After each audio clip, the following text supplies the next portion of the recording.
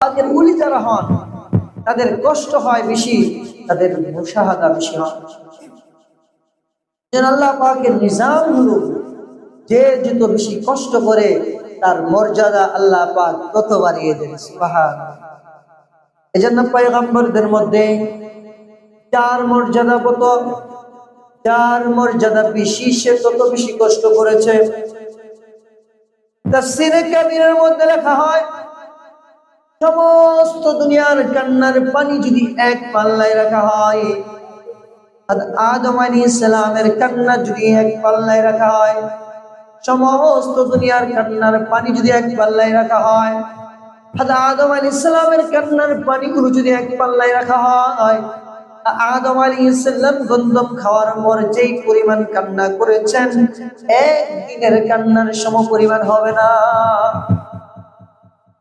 আদম আলাইহিস সালাম সমস্ত দুনিয়ার মানুষের কান্নার পানি যদি এক পাল্লায় রাখা হয়, হযরত নূহ আলাইহিস সালামের একদিনের কান্না যদি এক পাল্লায় রাখা হয়, হযরত নূহ পয়গম্বরের কান্না ভারী হয়ে যাবে।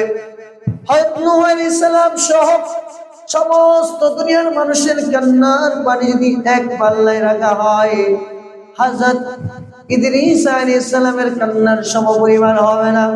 হযরত ইদ্রিস সমস্ত দুনিয়ার কান্নার পানি যদি এক পাল্লায় রাখা হয়, হযরত ইব্রাহিম আলাইহিস সালামের কান্নার সমপরিমাণ হবে না।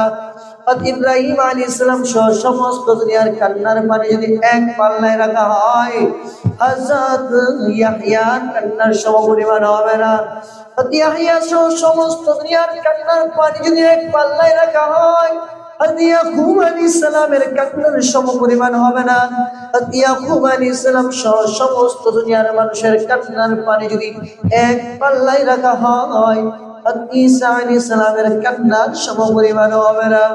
হযরত ঈসা পয়গম্বর সহ কিয়ামত পর্যন্ত যত মানুষ এই দুনিয়াতে আসবে সমস্ত মানুষের কান্নার পানি যদি এক পাল্লায় রাখা হয়, আমার আপনার পয়গম্বর প্রিয় হাবিবি মুহাম্মদুর রাসূলুল্লাহ সাল্লাল্লাহু আলাইহি ওয়াসাল্লামের এক রাতের কান্নার সমপরিমাণ হবে না। এত পরিমাণে কান্নাকাটি করেছেন আমাদের পয়গম্বর হযরত মুহাম্মদ রাসূলুল্লাহ সাল্লাল্লাহু আলাইহি সাল্লাম।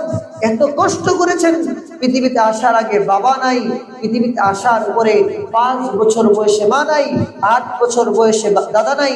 সমস্ত কষ্ট ক্লাসকে আল্লাহ পাক আল্লাহ রাসূল কি দিয়া পরীক্ষা করেছেন। পয়গম্বর আপনার মাকাম আমার